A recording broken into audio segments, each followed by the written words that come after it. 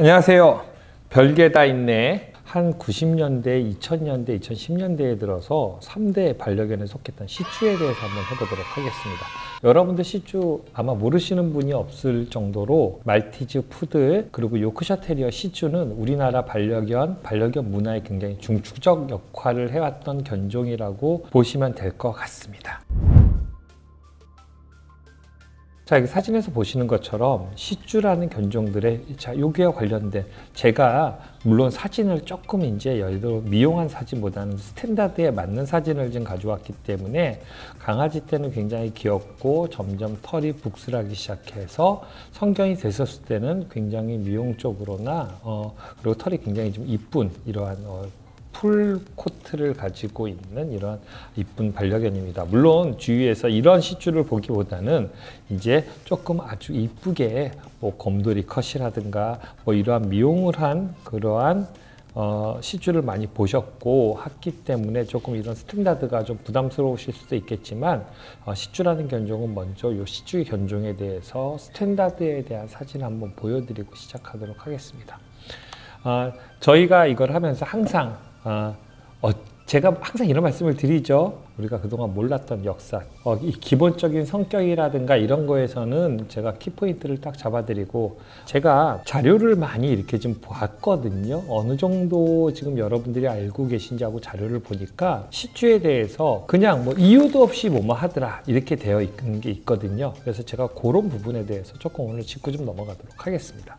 시츄 같은 경우는 원산지가 중국이에요. 그리고 시츄를 뭐 사자개 이렇게 많이 해가지고 왕실에서 되게 귀하게 키웠다고 얘기하는데 여기서 말하는 털이 긴 개에 대한 의미입니다. 이 시기에는요, 좀 샤머니즘이 발달한 청나라 시대를 준비해서 중국에서는 그리고 아시아권에서 나왔던 얘기가 뭐냐면 바로 이 털이 긴 개가 아주 행운을 갖다 주는 개 그리고 나쁜 기운을 막아주는 개. 여기서 나쁜 기운이라고 하는 것은 외세로부터의 침략이라든가 아니면 역모라든가 질병이라든가 그리고 여기서 제일 중요한 게 뭐냐면 부의 집중화가 여기에 있습니다. 왕실에서만 나쁜 기운을 막아주는 개를 키운 이유는 뭐냐면요. 과거 시대에 있는 군주들이 일반 사람들을 통제할 때 일반 사람들이 그 사람들에게 절대적으로 식량이나 이들의 삶을 의지하도록 만들어야 됐었어요. 그러다 보니까 어떻게 합니까? 과거에 보면은요, 옛날로 가면 갈수록 지주라든가 아니면 일부 사람들한테 부익부 빈익빈이 굉장히 심오한 증상을 나타나게 됩니다. 그렇기 때문에 이 왕권에서는 왕권의 부의 집중화와 곡물의 집중화를 이루어져야 되다 보니까 나쁜 기운이 있으면 안 돼요. 근데 일반 평민들에게는 어떻게 되죠? 나쁜 기운이 조금 있어도 돼요. 그렇기 때문에 왕권, 그거 귀족, 왕들 요 사이. 그래서 여러분들 어떻습니까? 요 시기에 중국, 뭐 아니면 다른 데 그리고 또 하나 우리나라도 보면은 삽살견이라든가 반려견을 통한 요 문화의 연결선에서 개를 통한 자신의 행운의 상징으로 하려고 그랬고 이 개를 통한 행운의 상징은 거의 대부분 누가 키웠느냐? 왕실 아니면 귀족들만 몇몇 부의 집중화를 원하는 그 계층들만 이러한 개들을 좀 키웠다고 보시면 될 것 같습니다. 원래는 그렇게 대표적인 게 바로 페키니즈예요. 페키니즈와 17세기 중엽 들어온 라사 흡수의 교배로 태어났다고 전해지거든요. 근데 여러분들 생각해 보시면 아니 근데 라사 흡수가 말이야 라사 흡수도 그렇고 페키니즈도 그렇고 지금 생긴 거에서 어떻게 이런 모양이 나오지? 라고 생각하실 수가 있습니다. 우리가 이 시츄의 역사를 알려면 페키니즈를 한번 짚고 넘어가야 됩니다. 자, 이게 19세기 빅토리아 여왕의 루티라고 하는 페키니즈인데 지금 현 시대의 페키니즈처럼 생겼나요? 아니면 시츄처럼 생겼나요? 시츄처럼 생겼죠. 지금의 페키니즈와 라사 흡수를 교배해서 우리가 말하는 시츄라고 하는 이 모양이 안 나와요. 행운을 갖다 주는 두 개가 교배하면 더 극강이 되겠죠. 털이 더 길고. 그래가지고 교배하면서 만들어진 게 시츄입니다. 자, 다음은 관리 부분 한번 보도록 하겠습니다. 의외로 시츄가요, 식분증 증상이 좀 많아요. 왜 그럴까요? 여러분들 시츄 같은 경우는 다리가 짧다 뿐이지 다리를 제외한 몸을 비교해 보면은요, 시츄들이 지금 굉장히 큰 강아지예요. 중대형견이에요. 그렇게 소형견들은 아니거든요. 그러다 보니까 우리가 키가 작아서 작은 것처럼 보이지만 소화기관을 가지고 있는 내부 장기는 어떻습니까? 중형견으로 들어갈 수가 있어요. 중소형견으로. 그러다 보니까 성장에 대한 욕구가 굉장히 많고 성장을 빨리 해야 되는 필요성이 있어요. 그러다 보니까 강아지 크기에 비해서 먹이의 요구량이 좀 많죠.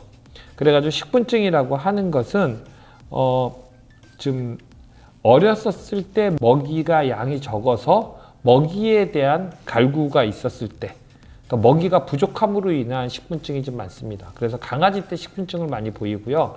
성견이 돼가면서 성장이 멈추고 나면 거의 한 1년 반, 2년 정도 되면 식분증이 없어지는 경우가 많이 있다는 거 꼭 알고 계시기 바랍니다.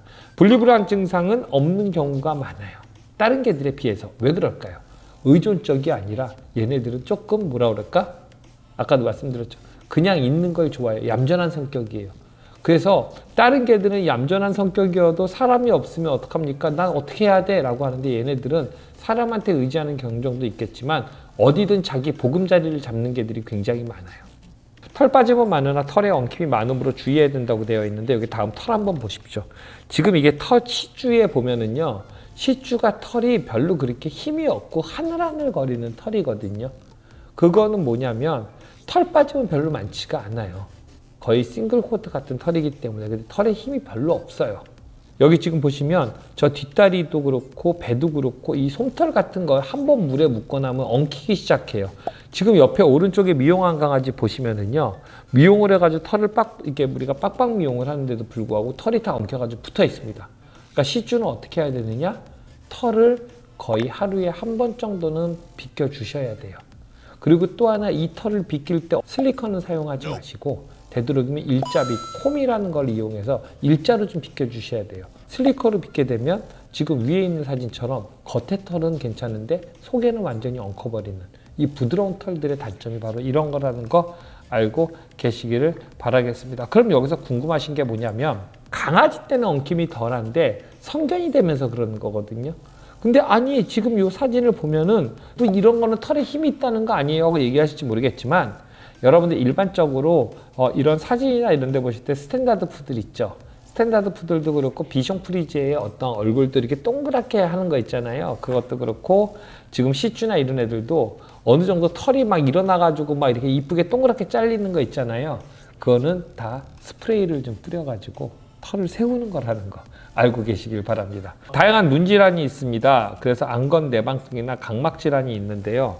제가 지금서부터 아니 사진을 좀 고르다 보니까 눈이 좀 돌출되어 있는 사진을 좀 자료를 구하려고 했었는데 이게 다 이렇게 얼굴 털이 좀 많은 견종들이어서 목욕하다가 나온 개 얼굴을 사진 찍다 보니까 무슨 괴물처럼 나왔어요. 그래서 여러분들 놀래지 마시라고.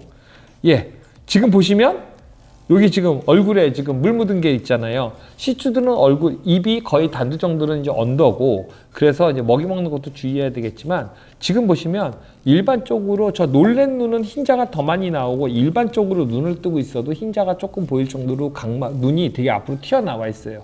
이거는 눈알이 빠지는 경우도 많아요. 패키니잖아, 시추들이. 왜? 잡고 있는 부분이 적기 때문에. 여러분도 보시겠지만, 저 같은 경우는요, 제가 제일 힘든 게 렌즈 끼는 거거든요. 저는 눈이 좀 작아서 눈을 아무리 벌려도 렌즈가 안 껴져요. 근데 어떤 분들은 이것도 안 하고 그냥 껴도 껴지더라고요. 근데 그분들하고 저하고 어떡합니까? 이 눈의 가죽에 안구를 덮고 있는 면적이 어떻게 달라요. 근데 시추들은 보면은요, 안구가 있으면 거의 대부분 3분의 1 정도는 덮고 있어요. 그렇기 때문에 개들이 그런데 시추들은 거의 절반밖에 안 덮고 있어요. 그러다 보니까 밖에 돌출이 많이 되죠. 밖에 돌출이 많이 되고 그만큼 공기의 접촉이라든가 아니면 이런 것들이 많게 됩니다. 그리고 또 하나 털에 좀 많이 찔려요. 그래서 보면은 거의 각막 질환이라든가 안감 내반증, 실제 내반증보다는 각막 질환이 좀 더 많다는 것도 알고 계시기를 바라겠습니다. 그리고 아까 보면 이빨이 언더였잖아요.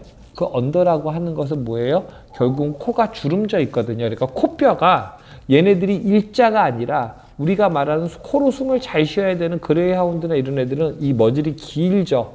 그러니까 일자인데 얘네들은 짧잖아요. 그러면 이게 짧아져야 되는데 짧아지면 숨쉬기가 더 편하겠죠. 근데 숨쉬기가 어려운 건 뭐냐면 강아지의 코뼈는 이 정도 길이가 있다면 짧아지는 거면 이게 그냥 이렇게 길이만 조금만 짧아지면 숨쉬기가 더 쉬울 텐데 이 길이는 그대로예요. 길이는 절대 질량이고요. 절대고요. 이걸 이렇게 줄여야 되다 보니까 어떡합니까? 이게 구부러지는 거예요. 그러니까 어떻게 되죠? 구부러지는 게 많으면 많을수록 숨쉬기가 어떨까요? 더 힘들어지겠죠. 코로 숨쉬기가. 그렇기 때문에 후 하다가 특히 자다가 갑자기 막 부르르 떠는 경우도 많아요. 아니 막 그러니까 이게 기관호탈이에요. 왜 기관호탈일까? 공기가 흡입된 양이 적어요. 특히 어떻습니까? 여름에 이제부터 더워지기 시작하고 봄날에 날씨 좋다고 산책 가시잖아요. 그럼 어떻게 됩니까? 강아지들이 산책 가면 피디님 강아지들 산책 가면요. 가면 조금 가면 더울 거 아니에요. 그럼 어디로 열을 제일 먼저 발산할까요?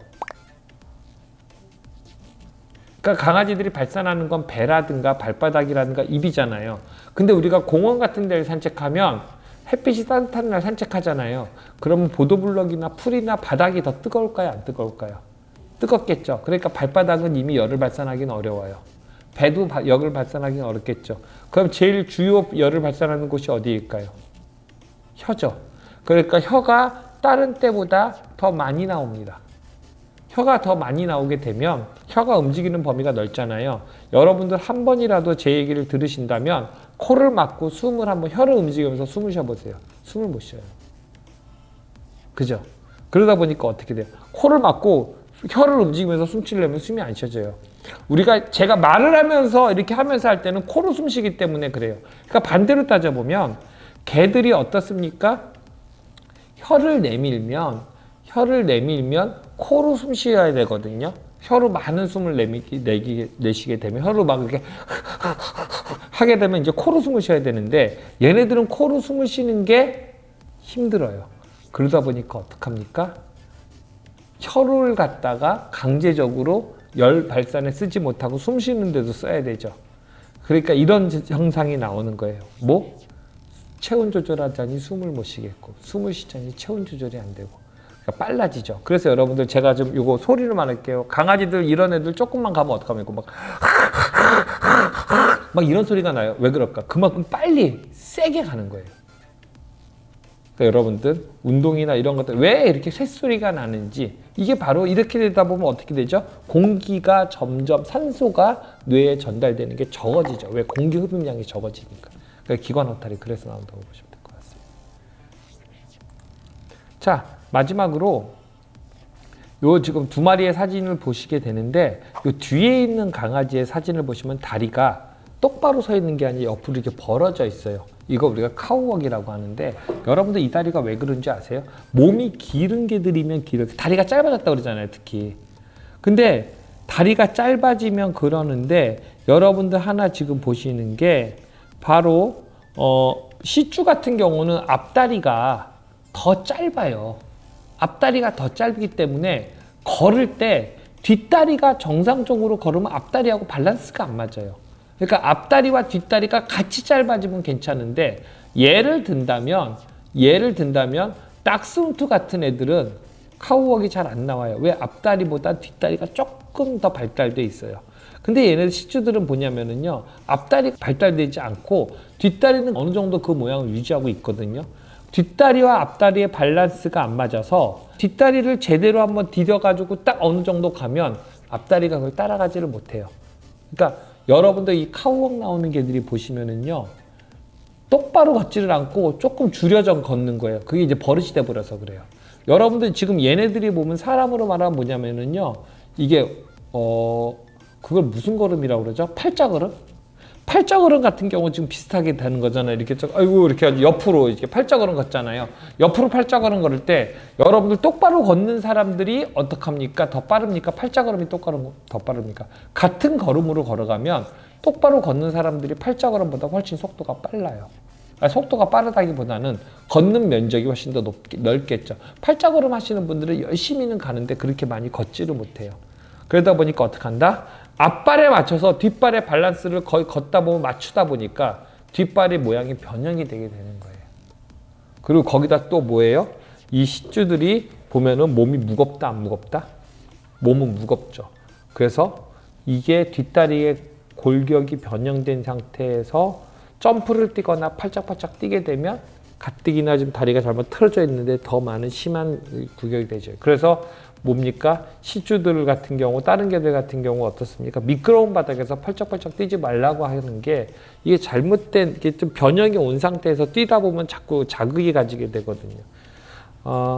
근데 이 시주들이 보면 앞다리가 많이 그러다 보니까, 그런데 이거를 좀 방지하는 방법은 뭐냐면, 저는 개인적으로, 요즘 보면은, 말티즈라든가 요크셔 테리어라든가 아니면 푸들 같은 애들은 하네스를 착용하시는 것도 괜찮다고 저는 봐요.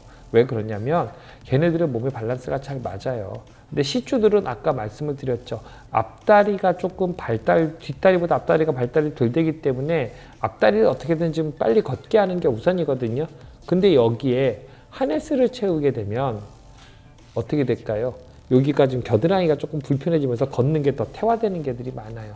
그래서 하네스를 꼭 채우셔야 되면 겨드랑이에 안 닿게 하네스를 채워주시고, 만약에 괜찮다면 목걸이로 하셔가지고 고개를 좀 두르면서 걸으면 앞다리 발달이 좋아지니까는요. 그 부분 조금 참고하시면 될 것 같습니다.